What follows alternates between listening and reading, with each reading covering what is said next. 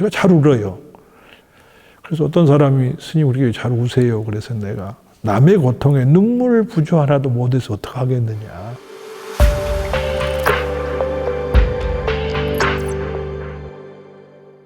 나는 가끔 내가 이제 사회복지를 배우고 가르치고 현장에 있던 사람으로서 가끔 내가 사회복지를 천사의 산업이라 그래요. 내 얘기가 아니고 증이라함이라고 하는 경에 보면 이제 어떤 사람이 죽어서 염라대왕 앞에 갔더니 염라대왕이 질문하죠. 너는 살아생전에 천사를 본 적이 있느냐 없느냐. 없습니다. 정말? 진짜? 이제 불교에서는 중요한 얘기 했을 때고 삼지삼청이라 3번 묻고 3번 답하게 하시거든요. 정말 본 적이 없습니다. 그렇다면 너는 살아생전에 늙고 병들고 죽은 자를 본 적은 있는가? 뭐 그런 일하면 주변에 많이 봤습니다. 그러자 이제 내끼 어리석은 자여 그들이 내가 세상에 보낸 천사이니라. 노인을 보고 나는 언젠가는 저처럼 늙어갈 거란 걸 모르고 항상 젊을 줄 알고 노인을 존중하지 않고 공경하지 않고 받들지 않고 그래서 너 지옥 간다. 병든 자를 보거든 나도 언젠가는 병들 거란 걸 모르고 병든 자를 싫어하고 멀리한다. 그래서 지옥 가는 거다. 죽은 자가 천사다. 누구든 죽지 않고 살 수 있는 게 없는데 그죠?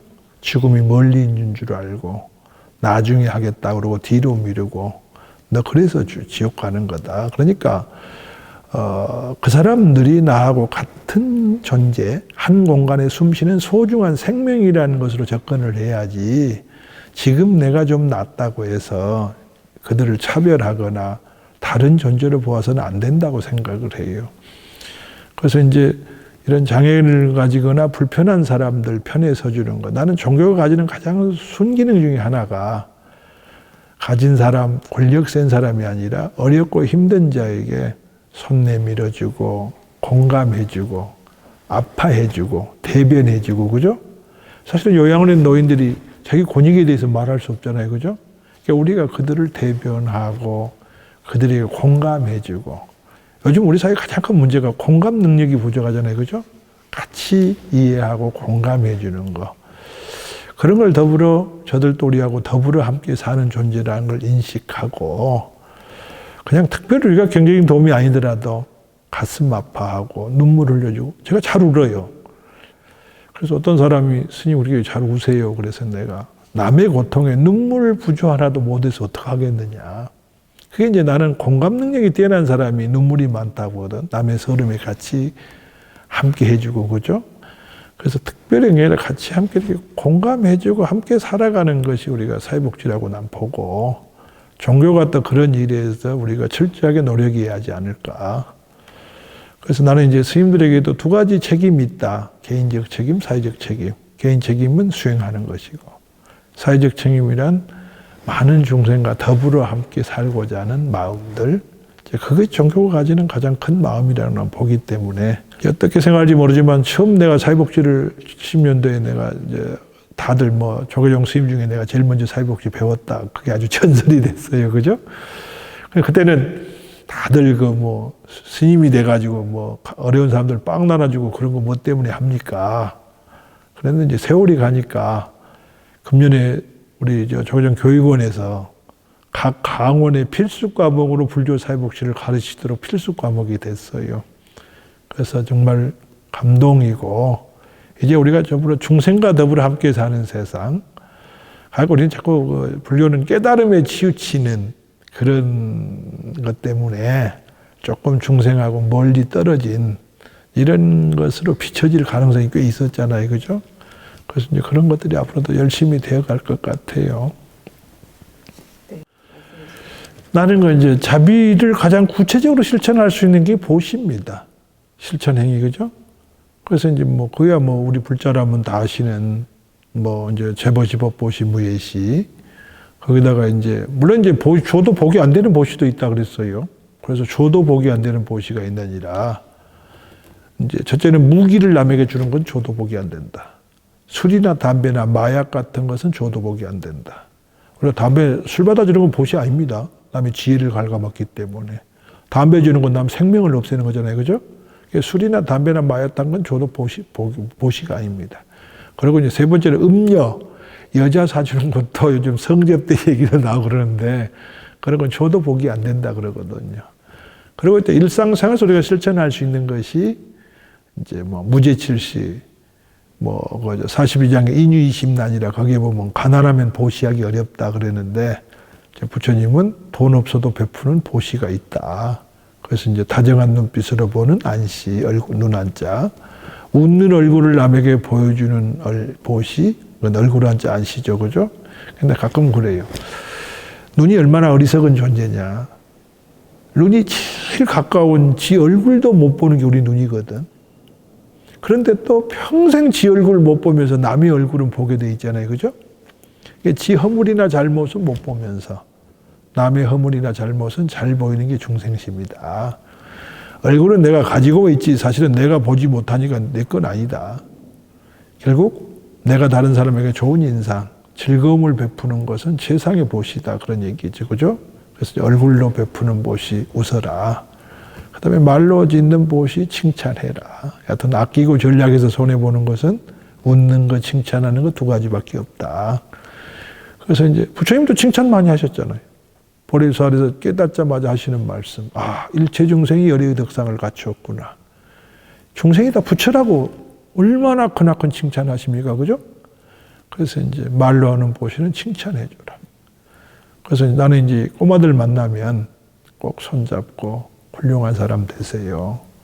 여러 사람 행복하게 하세요. 이렇게 덕담해줘요. 그래서 그런 덕담을 많이 듣는 아이는 절대로 자라서 비행청소년이라 나쁜 퍼스널리티 인성은 갖지 않게 된다.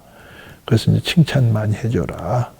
그 다음에 이제 몸으로는 함께 돕고, 마음으로는 공감하고 동조해주고, 그 다음에 이제 몸으로 함께 돕고, 그죠? 그 다음에 자리 양보해주고, 편안함을 베풀고, 이런 것은 우리가 특별한 일상에서 수없이 우리가 경험하고 만나는 부분들이에요. 그죠? 그래서 이제 그런 걸 통해서 우리가 함께 더불어 사는 것이 나는 불자다운 행동이라고 보니까요.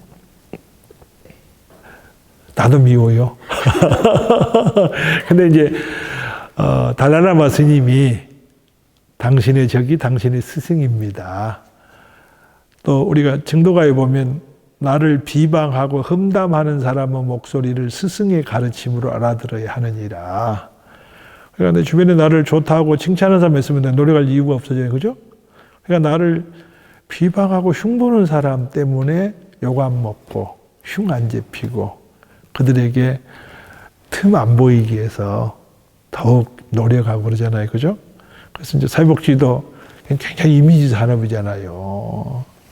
또 사회복지에서 나쁜 일만 있다고 맨날 기사화나고. 그래서 사실은 이런 요양원 같은 데는 거의 이제 사회복지 낙인 이론이라 그래가지고 처음 시작이 이제 뭐 요양원부터 시작하고 수급자 어른들 들어와 살고 그래서 마치 거기에서 가면은 큰일 나는 것처럼. 그래도 언론도 요즘 문제가 많아요. 연속국 같은 데 툭하면 어르신 요양원 보내버린다고. 그러니까 그 의미가 뉘앙스가 뭐예요? 좋은 데 보낸다는 게 아니라 안 되면 보내버립니다. 이게 아주 낙인 찍히는 거거든요. 그죠? 근데 사실은 나는 이제 삶의 질로 봐서는 노인일수록 외롭고 고독한 존재니까 이렇게 모여서 공동체 삶이 훨씬 행복해요. 말로만 집에서 부모님 모시고 있다니 누가 상대해 줍니까? 누가 같이 함께 합니까? 그죠? 무늬만 효도지 실제는 효도 아니에요. 그분들이 거기서 뭐 프로그램 뭐 원예 치료, 예술 치료 이거 집에서 누가 합니까? 그죠? 또 그 사람들이 어디 이동할 수 있나요?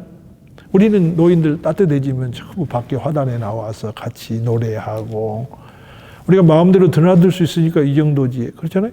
근데 만약 그럴 능력이 없는 분들이 방 안에만 있으면 오히려 그것이 훨씬 삶의 퀄리티, 질이 떨어지는 거잖아요. 그죠? 사회복지를 한다고 하는 것이 나는 그래서 굉장히 혜택을 받은 세대라고 생각해요. 왜냐하면 나는 부처님 자비를 가장 구체적으로 실천하는 것이 사회복지라고 보기 때문에. 농담 삼아서 내가 그런 얘기하죠. 아마 부처님이 다시 지금 오신다면 어떤 직업에 종사하실까? 나는 사회복지사 하실 것 같다. 공자님은 도덕선생이나 국민윤리학과 교수할 것 같고. 그래서 나는 그 사회복지를 내가 선택해서 배웠지만은 그 사회복지의 실천이 바로 불교가 말하는 보살행이고 이 종교의 본질이 바로 여기에 있는 게 아닌가 그런 생각을 해요. 프랑스 옥담에 장미는 어떤 이름으로 불려지더라도 향기는 달라지지 않는다. 그런 것처럼 장미라는 이름 속에 향기가 있는 게 아니고 향기나는 꽃 이름은 그냥 장미라고 붙였다 그런 얘기죠. 그죠? 그래서 이제 사회복지를 불교 용어로 바꾸면 나는 보살행이라고 봐요. 그죠? 보살행이 없는 불교가 어디 의미가 있겠습니까? 그죠? 그래서 이제 그런 의미에서 주변에 어렵고 힘든 사람을 같이 이해하고 공감해주고 언젠가는 나도 장애가 될 수 늙어가죠. 늙는 게 장애 집합체입니다. 눈 침침하면 시각장애, 다리 힘 빠지면 지체부자요. 그 다음에 기억력 떨어지고 왔다 갔다 하면 지적장애. 우리 지금 날마다 장애로 옮겨가고 있어요. 그죠? 오늘이 문제가 아니라 내일, 오늘도 나는 장애로, 정상에서 장애로 진행되고 있는 거예요. 그러니까 우리 본질을 파악하면 우리는 장애에서 아무도 자유로워지지 않아요. 그보다 더 큰 장애는 뭐예요? 밖에 보이는 장애는 드러나 보이긴 하지만 가지고, 배우고, 기득권을 가진 사람이 남을 배려하지 못하고 다른 사람 인격을 무시하고 인권이 유린되고, 그죠? 이건 더 큰 장애 아니에요. 나는 보이는 장애는 일부 장애인데 정작 요즘 정치하는 친구들, 그죠? 또 뭐 권력 가진 사람들, 재벌가들이 날마다 그 남을 핍박하고 어려움을 준다는 이런 기사를 보면 그들은 사실은 얼마나 큰 장애를 가진 사람들입니까? 그래서 어떤 이도 장애에서 자유로워질 수 없다고 난 생각을 해요. 나 자신도 장애고, 그죠? 이제 카르마업이라고 하는 것이 우리 어떤 행위의 집합이라고 보거든요, 그죠? 그래서 이제 사실은 장애도 지금 선천장애는 20% 미만이고 나머지 80% 이상이 후천장애입니다. 1년에 교통사고로 과거에 우리가 이제 뭐 속도계 없고 안전벨트 안 맬 때는 많이 죽을 때는 10,000명 이상이 죽어서 1년에요. 근래는 이제 한 6,000명 정도로 내려오거든요. 근데 1년에 교통사고로 다치는 사람이 30만 명 정도 됩니다. 그러니까 불교의 업설이 업이라고 하는 것이 꼭 사람을 얽어매는 그런 것으로 해석돼서는 안 되겠다. 이제 그런 생각을 하죠. 그죠? 그럼 아까 말씀드린 것처럼 장애를 꼭 드러난 장애만 장애가 아니라, 그죠?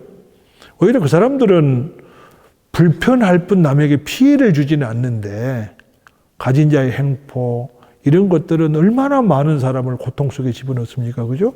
그러니까 그런 것으로 비교하면 오히려 드러난 장애는 별로 장애의 의미가 없어요. 그래서 이제 불교에서도 업에 대한 해석을 좀 지나치게 그런 쪽으로 장애로 우리가 비춰지는 일은 없어야겠다. 또 아까 말씀드린 것처럼 고통받는 이가 있기 때문에 보살은 보리심을 일으키고 보리심을 성취하기 위해서 노력하기 때문에 지혜를 깨닫게 된다. 이렇게 본다면 이제 그렇게 해석하면 업이라고 하는 것이 단순히 꼭 어떤 장애를 가지고 고통받는 것이 업이 많아서 그렇다 보기는 어렵지 않는가. 이제 농담 삼아 제가 장애인들하고 같이 살다 보니까 몇 년 전에 어떤 이가 나한테 분재를 하나 선물이라고 가져왔어요.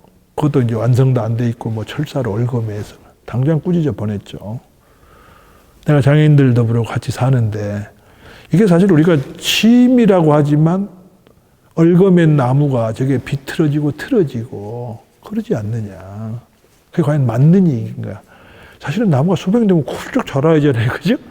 근데 그걸 일부러 인위적으로 비틀어서, 물론 자연적으로도 이제 어려움이 있는, 그래서 뭐 수백 년 나무, 우리 정원에도 그런 나무가 꽤 있는데, 그건 스스로 이제 자기들의 삶 속에서 주어졌지만 사람이 인위적으로 비틀고 나무를 만드는 것에 대해서 난 동의하지 않는다.